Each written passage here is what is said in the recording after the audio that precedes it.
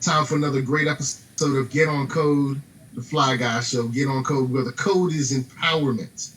The code is empowerment. Today we always deal with health, wealth, and knowledge of self. And so today we get a chance to really deal with knowledge of self and emotional and work health with the good brother here. He's been on the platform, you know him. He's a platformer. It's Cousin Sam. What's up, Cousin Sam? What's up? Hello, everyone. All right. And look, new to the platform, first time on, my good brother Phil. What's good, team? It's good, brother. It's good to be here. Happy to be here, and looking forward to having a great conversation. Good stuff. Good stuff. Good stuff. Well, we're talking about Sam's beautiful book, and let me throw that book up there so people know exactly what I'm talking about. He has a book called "Developing the Workforce of You: A Guide to Harmonious Work Life and Soul." All right. So you got to give us the goods, man. What do you mean by a guide to harmonious living, harmonious work life, and soul? It's so goofy. Stop messing with me. You know I try to be serious.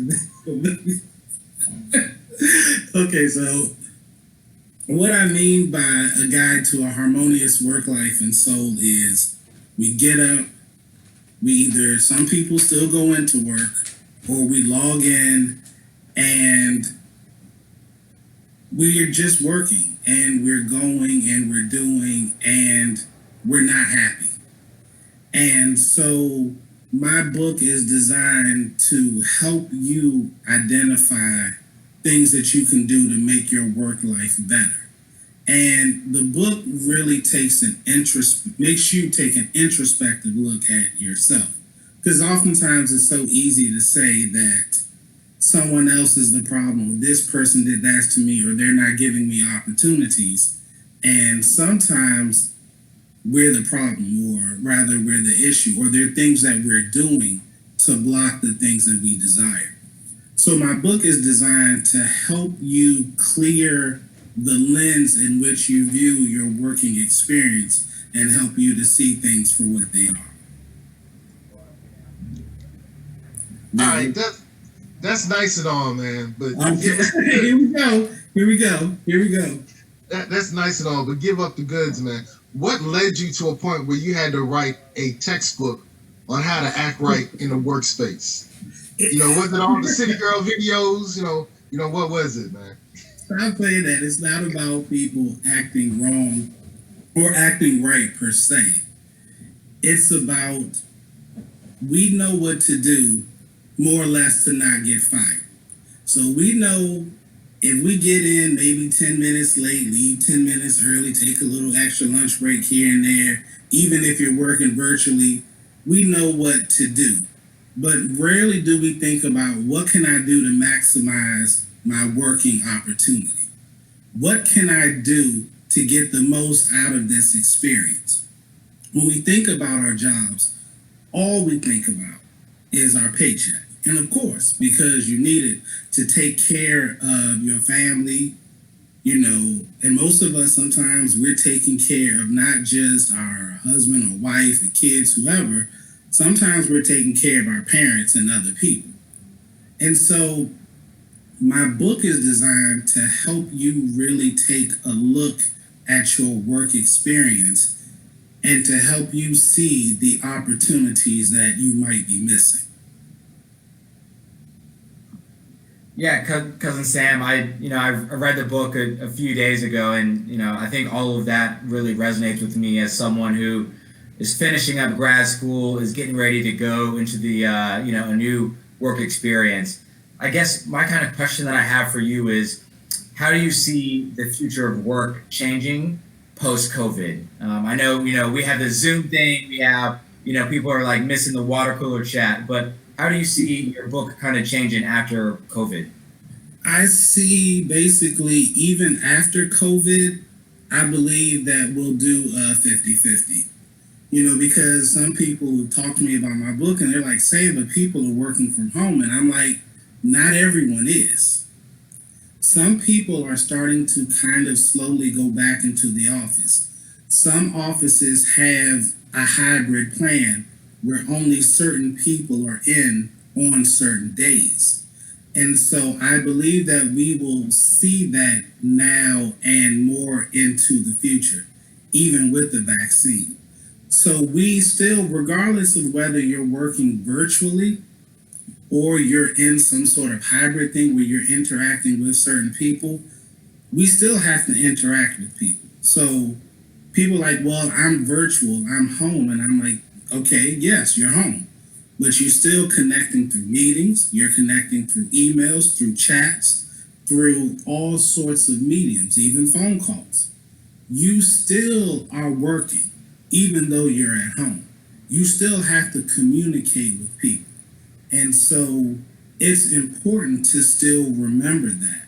A lot of times we like, well, I'm home. Yes, you're working from home. You still have to connect with people. You still need to communicate. You still need to collaborate. So the only thing that has technically changed to a certain degree is your location. And we can't forget that some people have been virtual even before COVID.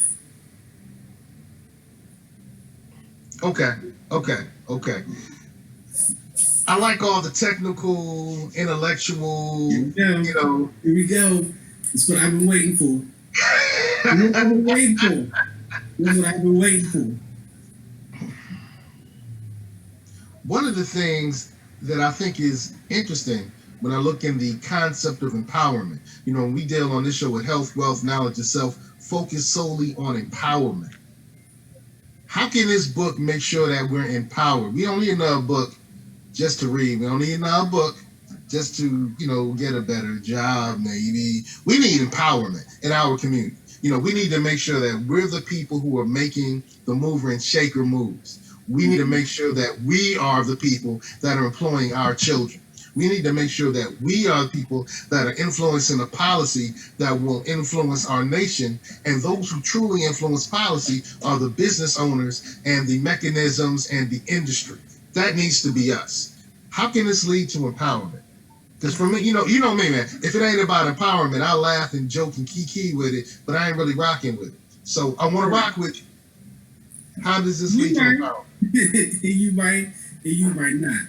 One of the things about my book, and one of the things I was very specific about, was if you notice, because you do this, it's not a big book. Look at it. It's not big. It's not thick. You can get through it in literally a day. But that's not the point. At the end of basically every section, there is a reflection. We have to begin to change the way we look at things. Because I'm glad that you mentioned empowerment. Oftentimes, we don't feel empowered in our positions. Right. And oftentimes, we feel like we have to be management in order to influence change. And I'm going to tell you this, that's not necessarily the case. We hear stories about kings, and oftentimes, or even if you look at our current political system, we know that sometimes some leaders are just figureheads, and sometimes it's advisors and other people who are calling the shots. I'll tell a brief little story about my job. There was this old job, this lady I worked with. I won't say anything bad about her. I'll just say some people, you're amazed that they had their jobs. Let me tell you what she did that a lot of us don't do. She made sure that she had a very positive working relationship with senior management to the point that her thoughts and ideas always got implemented. Her job was solidified, and she got all kind of perks. And all she did was prioritize those relationships. Oftentimes, we have to think outside of the box. Sometimes we think we have no power when we do. We just may have the power to influence someone who has the ability to make change. And so being an advocate is very important, and understanding about empowerment.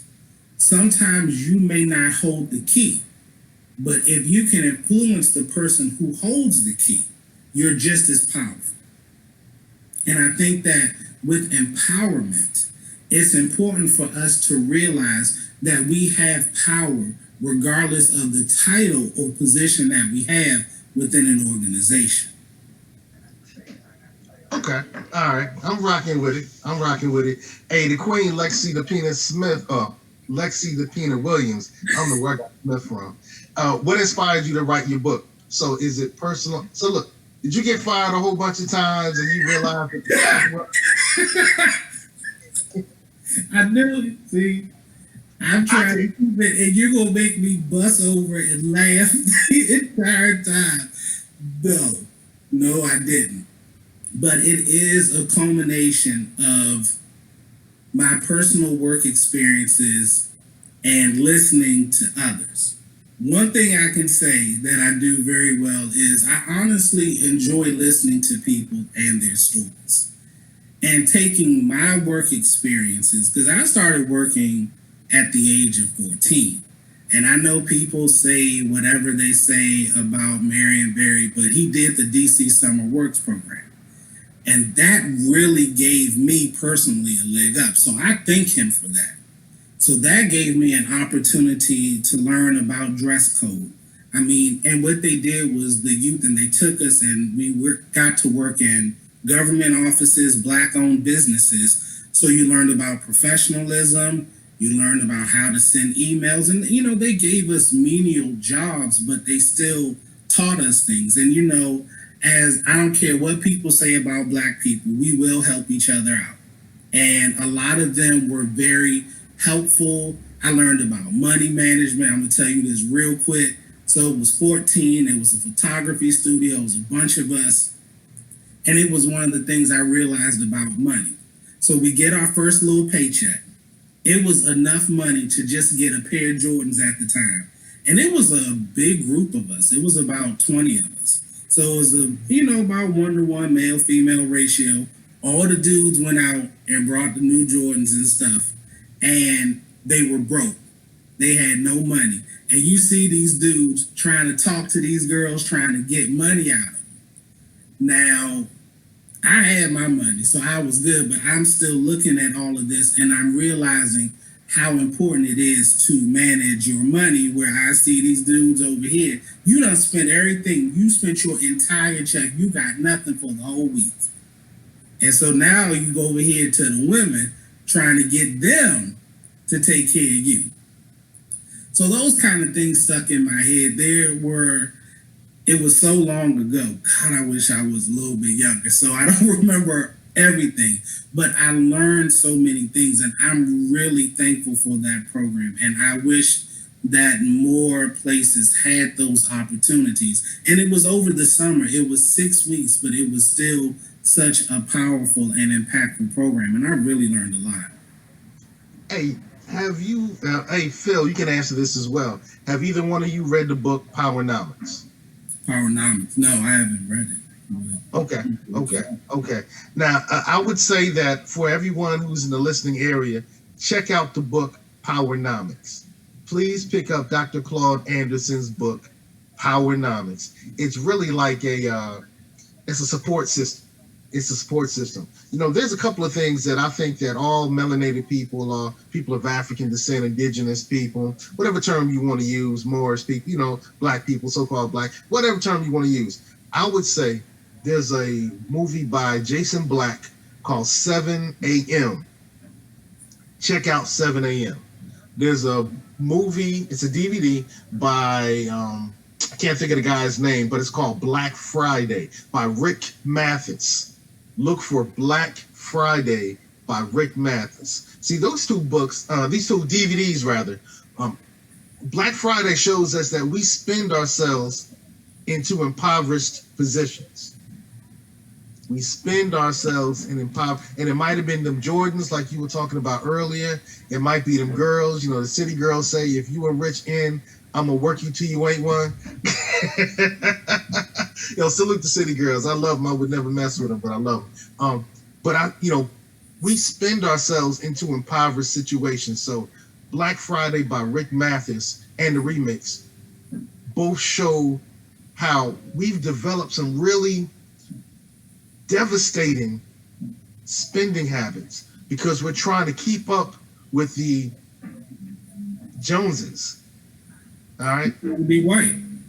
Right. And the other one is 7 a.m. And Dr. Claude Anderson, who wrote the book Powernomics, is in 7 a.m., which demonstrates that the power is in owning, controlling the businesses. And I love your book because you really give the precursor, because before we can really truly run profitable industries that will mass employ our people and change some of the devastation that America has heaped upon us, we need that experience in corporate America that's going to provide us with that training ground that you spoke of.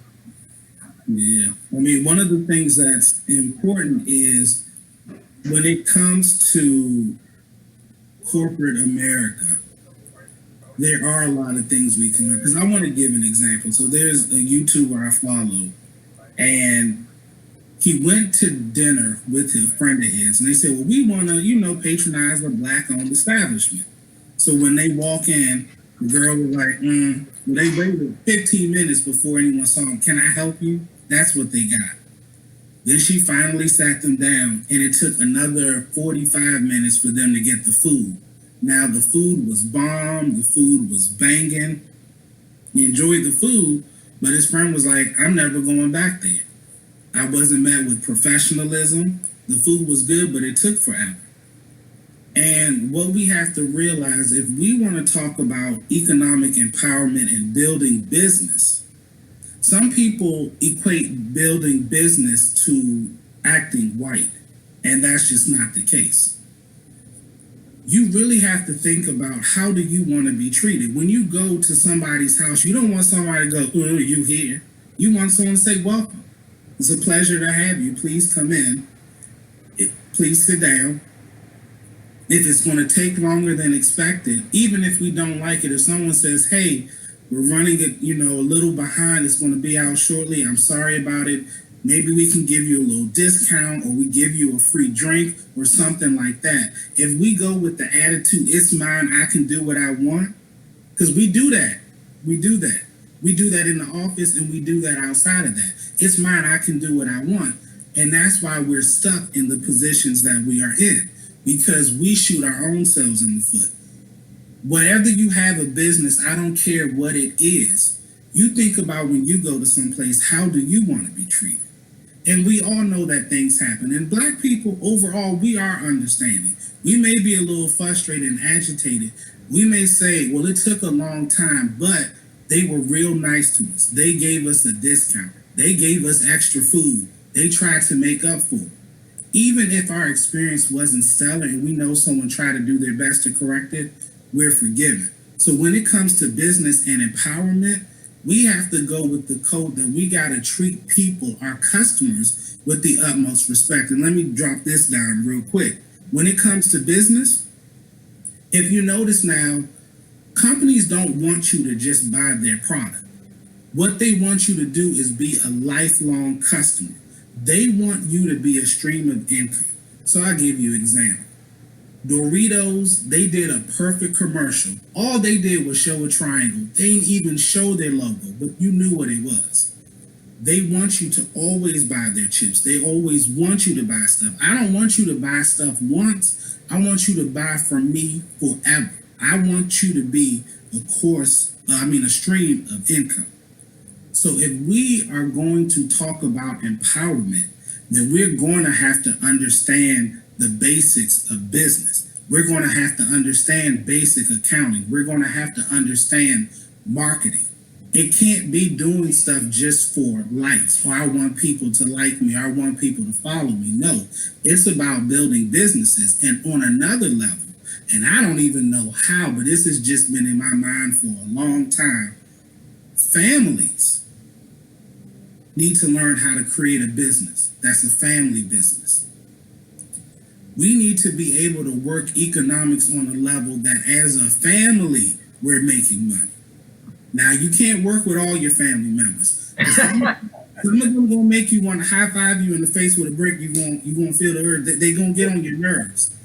And sometimes people have different visions and things that they want.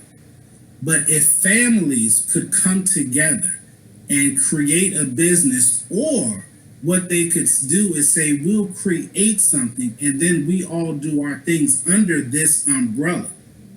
We work it collectively, we make it work collectively, we do these things, whatever it may be. And guess what? That is how we can pass on generational wealth. Because the thing about entrepreneurs is, those that, in my opinion, this part is just my opinion, I feel that those who succeed sometimes versus those who don't are because either they have a family of entrepreneurs or they have somebody around them. Because most of the time, what we see is what we believe. So now, when you see Kamala Harris being the new VP, a lot of women are like, it's possible.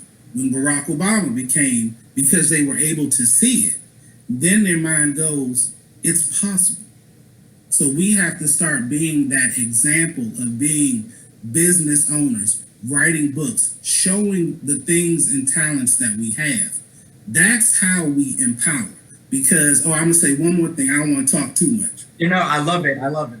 This one lady, she posted in this group chat, and I think professional development and personal finance on Facebook, and she was talking about, how do I pass on generational wealth?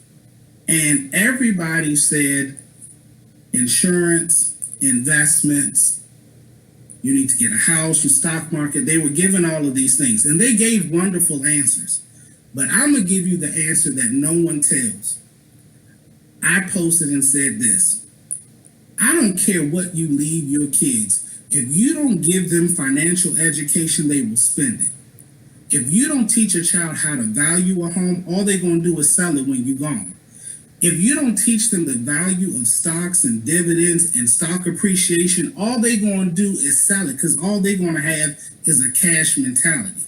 Before you can create generational wealth, you have to create generational knowledge. And if you don't do that, it's a wrap. You have to teach them. And for my nieces and nephews, there's these flashcards, these financial flashcards. I wish I'm about to order them. I'm trying to start with them now. 5, 3, hell with the baby. I want her first word to be asset.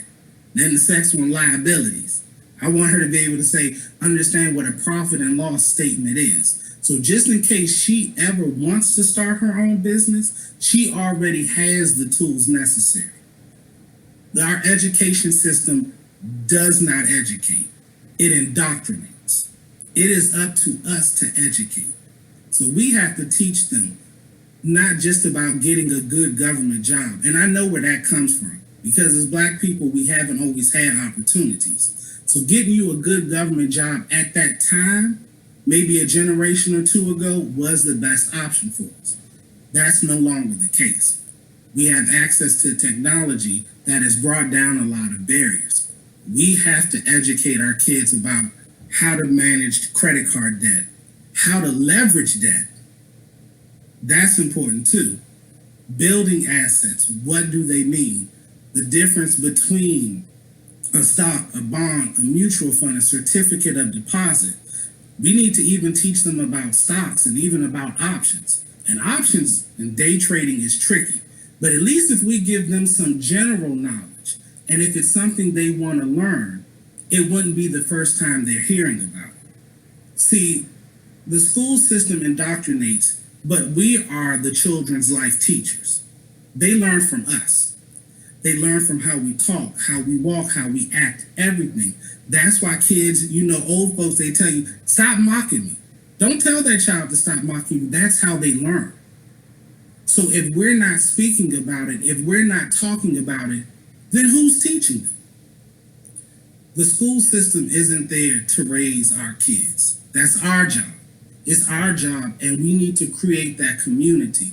We need to build wealth. We need to do those things. And we got to start with education. Education is power. And without it, that is why so many of us, there's a 2017 statistic that says that the average American saves less than $500. And that hit me because it didn't say the average African American, Asian, whatever. It said the average American. has less than $500. Why? Because we don't value money. We have a consumer mentality. I see it, I want it. What we don't have is the mentality that says, I have $1. How do I make it two? Because I tell people all the time when I'm giving advice about budgeting and personal finance, I'm like, look, I'm never going to say don't spend because you need to enjoy life. I love to travel, Of course. and I want to, again, I want to see more of the world. Go ahead and buy the things you want, but if you don't have any of your money working for you, I don't care if you use Cash App to buy $50 of the stock and your dividend is 25 cents. That's 25 cents that you didn't work for. You didn't have to exchange time for money. You earned it just by ownership. And I don't like the term ownership because of this country. However, ownership is powerful. And when we own stocks and we own bonds, because that's what my aunt did with my cousins. So when they went to college and they needed some extra money, those bonds were set aside. They were the old ones. I want like some of those. They were the cool ones, you know. They don't like to print them no more, but you can still buy bonds. And so she had something. So when they needed money for books, you just cash your bonds. That didn't have to tack the paycheck. The money was there. So what we have to do is learn how to build wealth and financial empowerment. And that's why my thing is Sam's Financial Corner, because I really like to talk about money. I'm not as bad as my cousin tries to make, because family, they try to always set you up and make you be bad all the time. But what really inspired the book was, I'm working at this job. What do I want out of this opportunity? Because it goes beyond just earning a paycheck. You get health insurance, retirement, but am I really maximizing the opportunity? Am I making sure I'm connecting with people who could help me in my career? If this is the position that you want, that you have forever, then that's fine. I'm going to tell you this, and you don't really need my book because you have exactly what you want. But if you're looking to move up and learning how to create networks, because you have to network in the office. You do. You have to create them connections. And people like, well, I'm virtual. You can still create connections. You can still ask someone to be a mentor. I'm going to tell you this trick too. People got an ego. People, we all do. And people love what? When you ask them for their advice. You say, what do you think I should do about this? If you notice, people don't tell you to get out their face. They actually start opening up. And so I learned early on in my career, if I just ask questions, I'm going to get knowledge that I asked for, and they're going to start sharing their experiences. And I had a lot of people do that. They just begin to open up because I would just sit there and I would just listen. I wouldn't interrupt them. If they traveled off somewhere, I let them travel as far as they needed to go. Because guess what? I walked away with the knowledge that I needed. And then I want to say this last thing. When it comes to the office, I know that we're virtual, but you have to remember, your name comes up in conversations. Oh, this is a good one. So my cousin Kenny used to, I can't say where he worked because it was bad. Well, I mean, not bad, but I can't say it. But there was this one person that they used to work with, and they called her that B Barbara something. That's how bad it was. Everyone called her that because she was just that nasty. That was her reputation. Now, she didn't care. But my point is, your name is going to come up in rooms that you will never even thought of. So you want to make sure that when everyone has something positive and great to say about you, that it's going to be even in rooms and even with people that you may never meet. You want people to be an advocate for you. You don't want people to call you that B, that MF, that whatever it is. You want people to always speak highly of you. And a place that I worked, when I realized that was happening, is because at one point I'm getting called on to create presentations and I'm sitting in managers' meetings. I ain't no manager. Why am I here? But at one point, I realized that my name kept coming up in a good way. And that's what I want people to realize. You want people to speak positively about you. Now, as black people, I know people like, I'm not going to kiss up to nobody. I'm not doing what, I'm not being a brown noser. It's not about that. It's about setting yourself up to maximize every opportunity that you have in life. And the reason I love my book is because I don't work at every job. So I can't tell you specifically every single opportunity that you have at your job. But what I can do to guide you to say, oh, I didn't even see that door. Yeah, and it's been in front of you the entire time. So my book is basically like glass cleaner. Spray it, and then you begin to see. And that's what we want for people. I think honestly, brother, like all those words resonate with me. And I think the thing that I really want to talk about with our viewers is office politics. Everyone knows, they say get a mentor. They say get a mentor, right? This is what I learned when I was at business school. I learned this, that we have mentors and then we have sponsors. And I think as black people, everyone says you need a mentor. We need a mentor. Anyone can be your mentor. Anyone can say, hey, this is my person, whatever, whatever. But what we as black Americans need to focus on, I believe, is sponsors.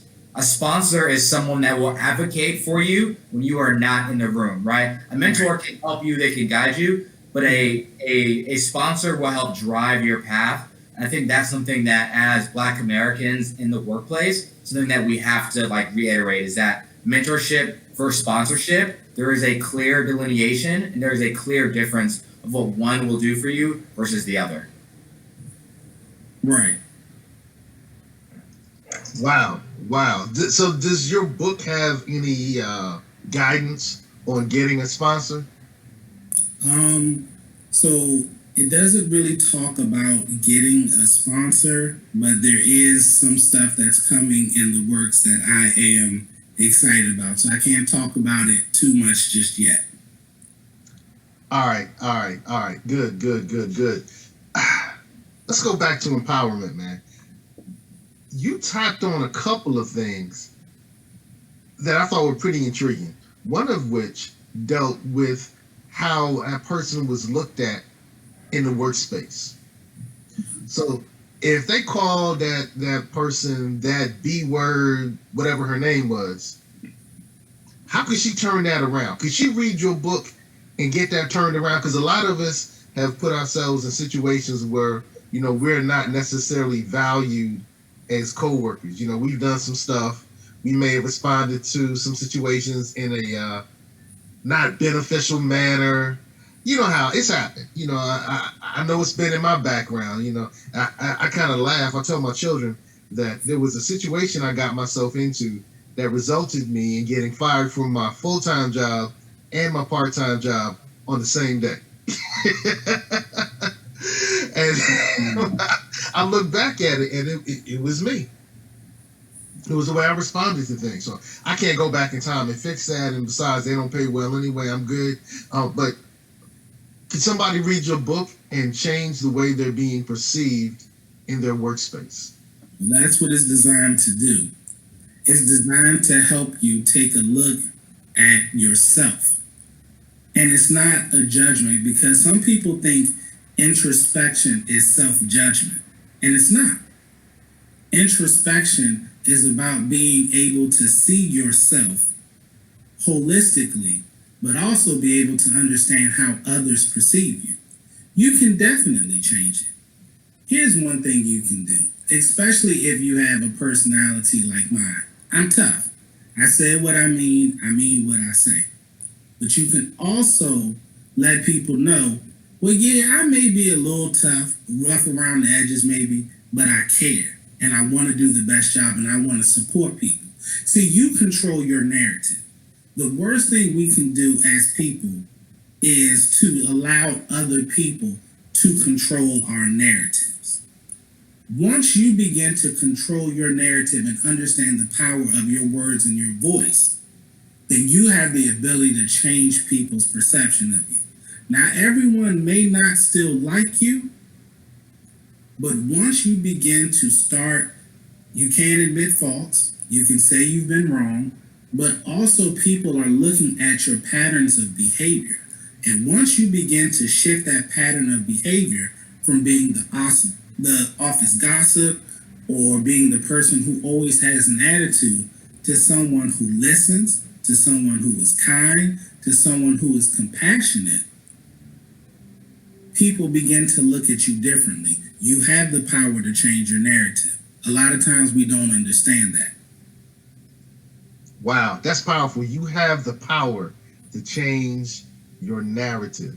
And they can do that when they pick up the book by Samuel Varner, Developing the Workforce of You. Developing the Workforce of You. And we have the author with us today, Sam Varner, Samuel J. Varner. I know what the J stands for. I'm not going to say. It's fine. It's fine. You know, my parents were old and Southern, so you know most people don't know, but I got two middle names. Yeah, I know. Hey, in addition to your book, I want to recognize this book, Heaven Bound, The Heaven Bound Train. And so, tell us about this author. Just who is this author to you, bro? Well, you know who this author. This is my mother, and she has really been my biggest inspiration. I don't know if she want me to say how old she is, but I love that she became an author, and this is her second book in her 70s. My mother hit retirement, and she was like, I've just started to live.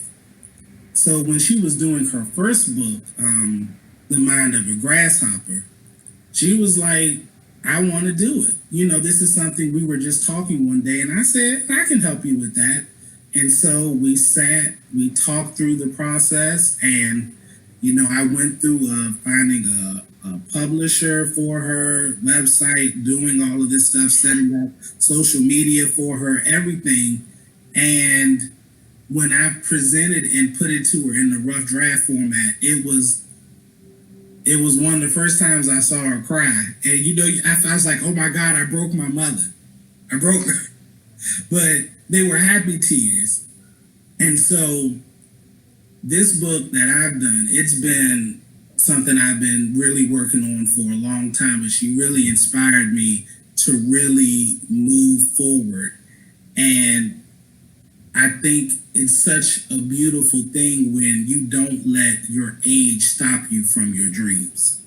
Absolutely. And She is my biggest.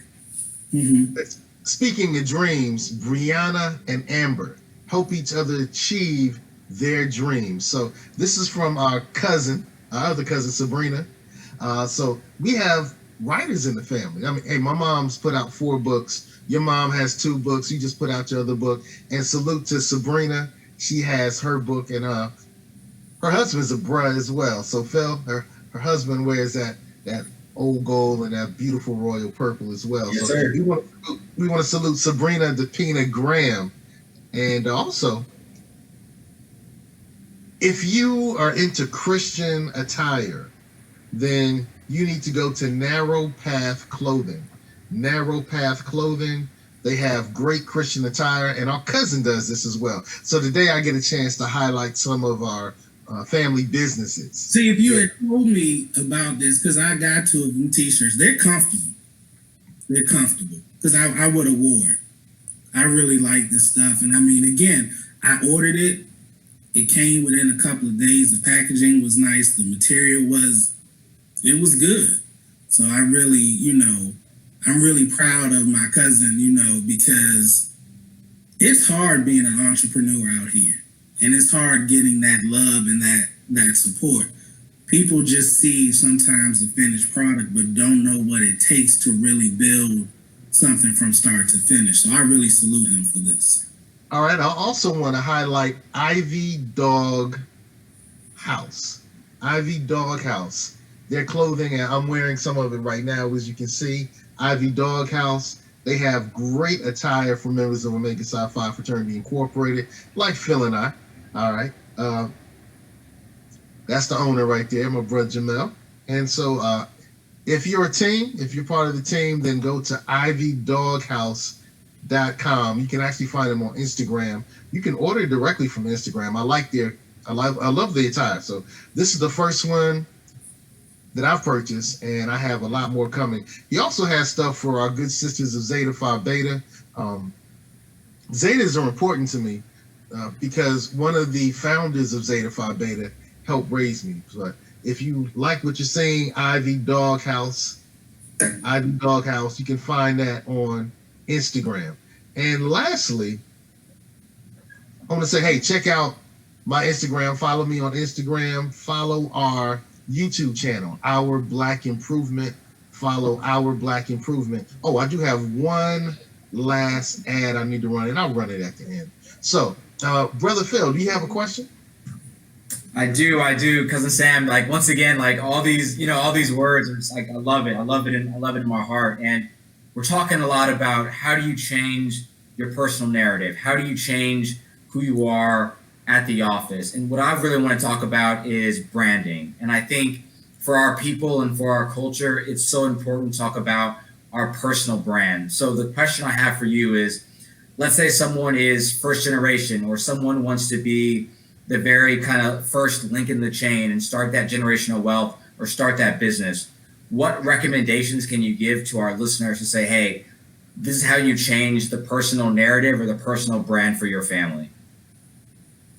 One of the things I would say is, and I hate to sound like I'm promoting myself, but I have my YouTube channel, Sam's Financial Corner. So we talk about, I talk about personal finance. I bring up retirement, wills, all of those things. I'm really an advocate for watching financial news. And I know watching financial news, I'll say this, even for us, it still can feel like they're speaking a foreign language. But the only thing about it is what people need to learn is that jargon is very, very important.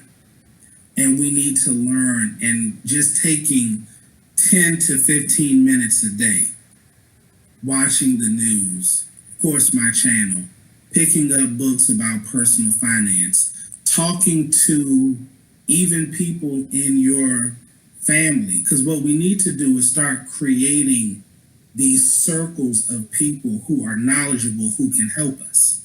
And oftentimes we don't do that. We think about our circles. We want to go here. We want to go there. We want to do everything. Why are you showing that one? Because I look, my hair, it does its own thing all the time. And it gets on my neck. When you laugh here, sometimes I'm like, I look like an anime character. Like somebody drew me wrong. But see, that's what happens. And you know what I do? I just go with it. Because I made a promise to myself, no matter what, I'm going to do it. But if you do those things and make education a priority, you will definitely be able to create that foundation, because education is the foundation for generational wealth.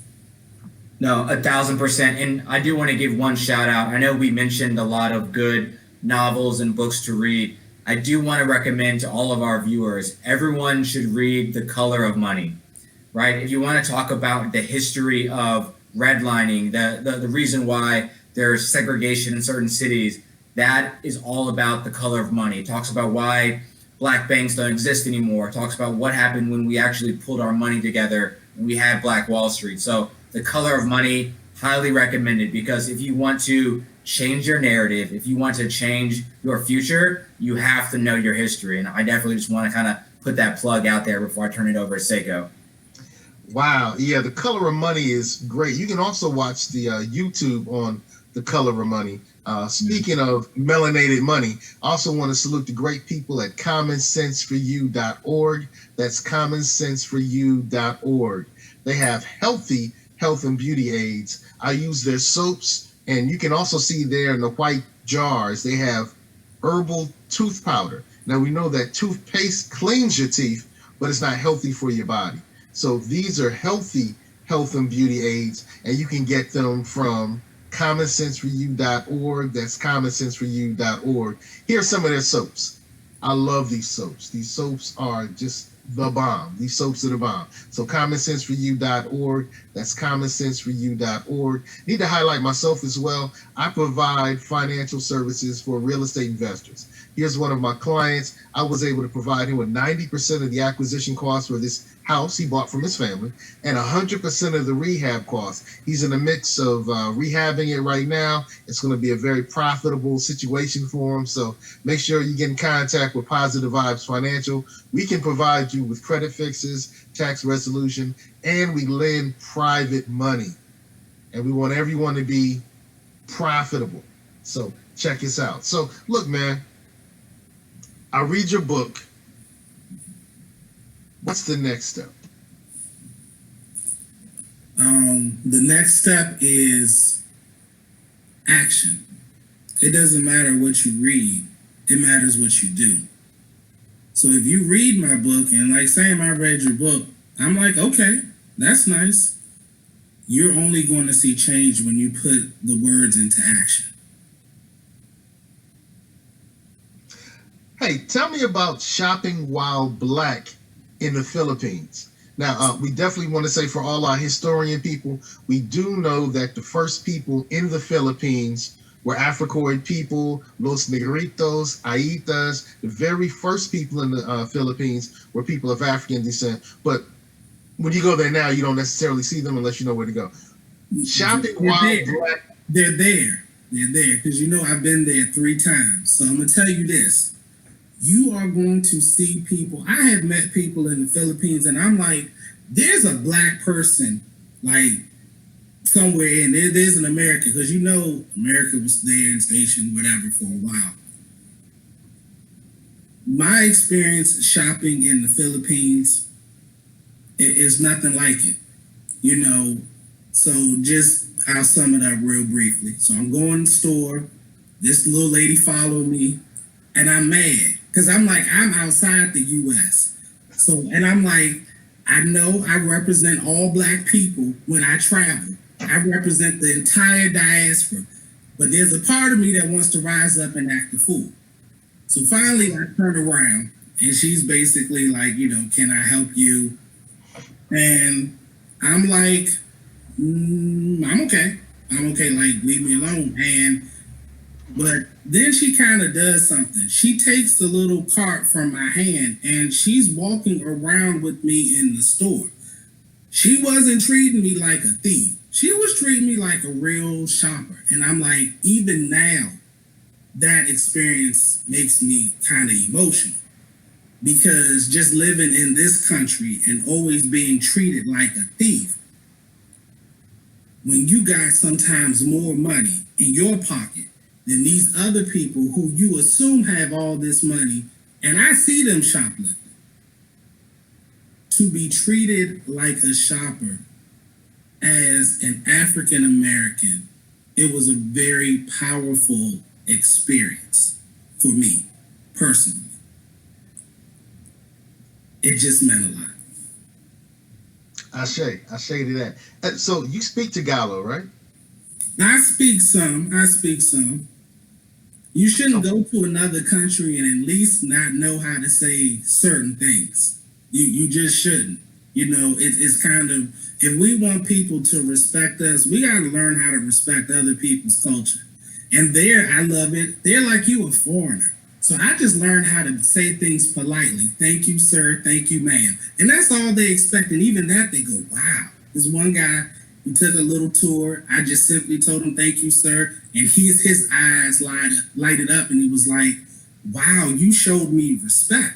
And I wanted to say, yeah, not all Americans are impolite and rude. There's many of us who are polite and understand that. But he was so impressed that I took the time to even say that simple phrase to him. It meant everything to him. So respect is important. Well, I think one part of awakening and becoming more conscious of things is traveling. And I know that you've been to the Philippines numerous times. Have you been some other places as well? And I also want to ask the same thing to the good brother Phil. The Harvard educated Phil, is that what we got to go into that story, man? You may have to give a little bit of your pedigree. I Um, don't hear that. oh, I don't hang with slackers. I don't hang with slackers. So where else have you traveled, and how has that informed your approaches in the workspace and in this book? Well, the only other place I traveled is Trinidad, and that was a wonderful experience. Being able to see the world through another cultural lens, it helped me because a lot of people don't know this, but one of the things I love about Filipino culture is it reminiscent of the culture of how Black people were with our grandmother's generation, that respect for your elders. And so a lot of times they were kind of surprised that I understood things. And I'm like, a lot of the things you all do, that's how I was raised. So even though it's a different culture, I understand it completely. So that's why I have such a respect for it because it's reminiscent of how I was raised. Hey Phil, where have you traveled, and tell us about your time at Harvard? Drop your pedigree, bro. So about the Harvard thing, I'll say this: I think to whom much is given, much will be expected and required, right? But a little about my background was honestly, so my parents were military, so I was actually born in Okinawa, Japan, and I actually traveled extensively. So I've been to about, I think, 35 different countries so far.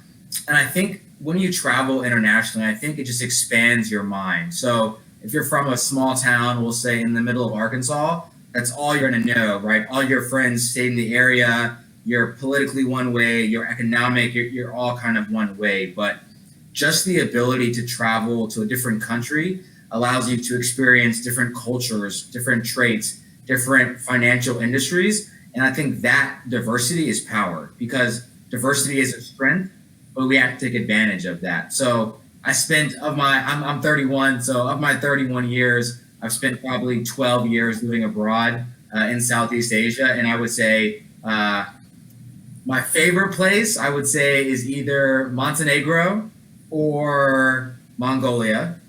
And I would probably say Mongolia because the people there are so kind and humble that they will take in a stranger, they will feed you, they will clothe you, they will, literally take the clothes off their back and that you're all right. And I really appreciated that. I spent about a summer in Mongolia. But yeah, that was my international travels, and I highly recommend. As soon as this kind of COVID thing is done, I recommend the travel. It definitely expands the mind. All right, it might be the dog in me, but what are the Mongolian women like, bro? I'll say this. I'll say very family oriented. Very family oriented. It's definitely, I think, a matriarch society. But I spent a summer living outside of Ulaanbaatar, which is the capital. And honestly, family structure, the night was spent around a campfire, drinking, clear vodka, hanging out, wrestling, great times all around. But just like Sam, I've been to the Philippines as well. Great times, great stories over there, Sam. It's more fun in the Philippines. See, and you understand. Yes, sir. Yes, sir. Okay. I've only known the Filipino women in the United States, so I'm sure it must be kind of fun in home. International is always a great time, gents. Ashe. So, hey, let's wrap this up about your book, brother.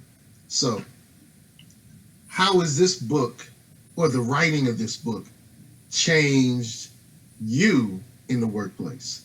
Because, the act of creation, we cook for some people, but we become better cooks. We teach students and we become masters of the craft, and we actually understand what we teach better by teaching. So as a creator, someone who's created a book, a guide, how has it impacted you? My book is my mirror.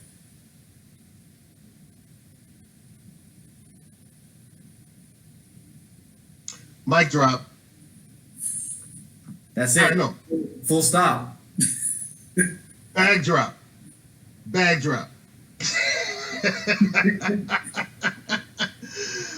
Okay. Your book is your mirror. That's intriguing.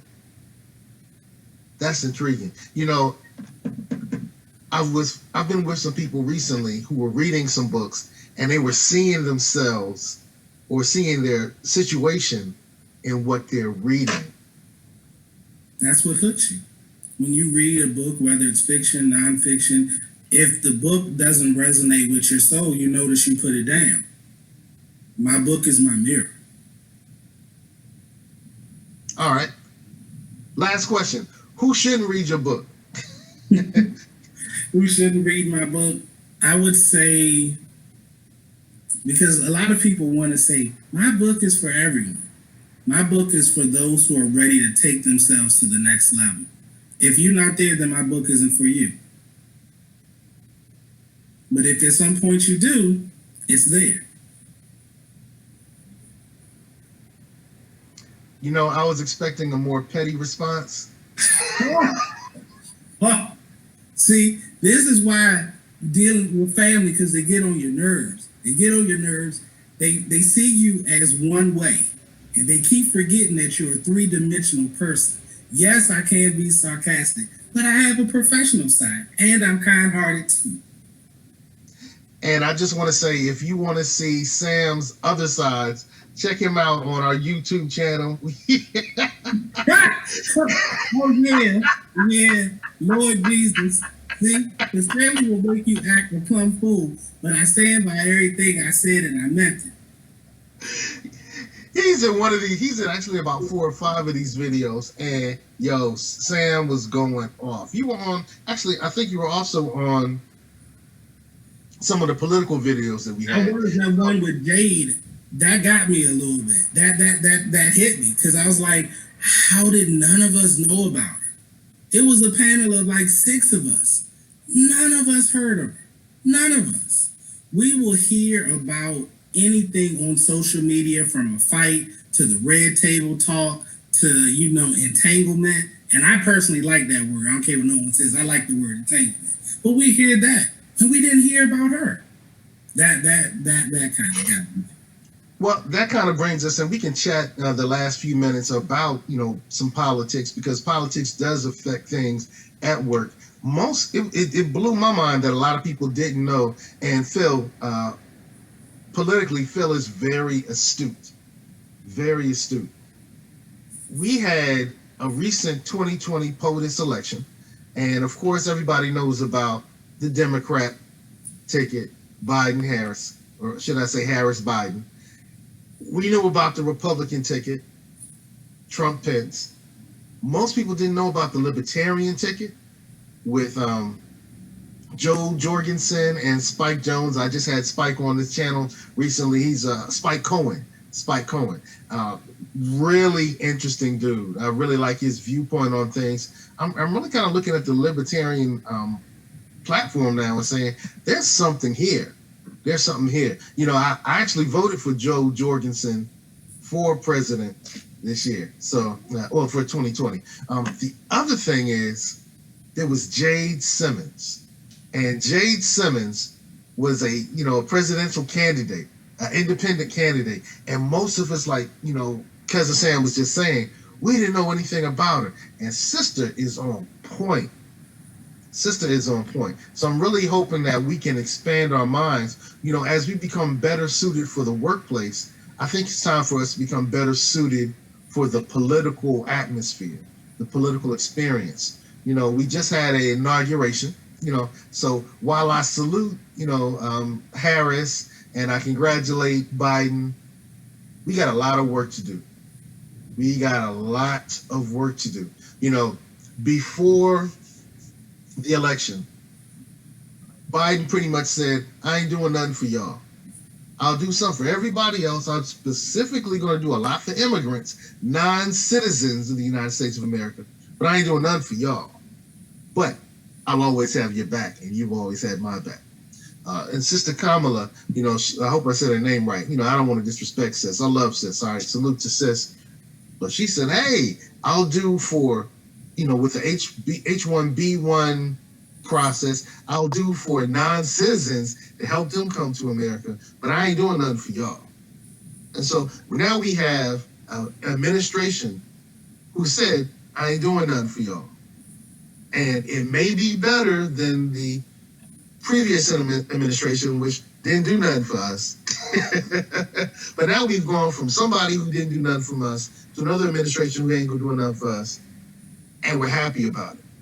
It kind of blows my mind that people were really celebrating. So, I got my 20 pearls, I'm cute, but we was celebrating an incoming administration who is specifically stated the things that we're worried about: reparations for the descendants of the enslaved Africans, stopping overreach by police officers, economic justice, and I can't think of the other thing because it slipped off my tongue right now. But there were 4 things we've been focused on, and our current administration said coming in while they were campaigning, we're gonna rock for everybody else, we're not gonna rock for y'all.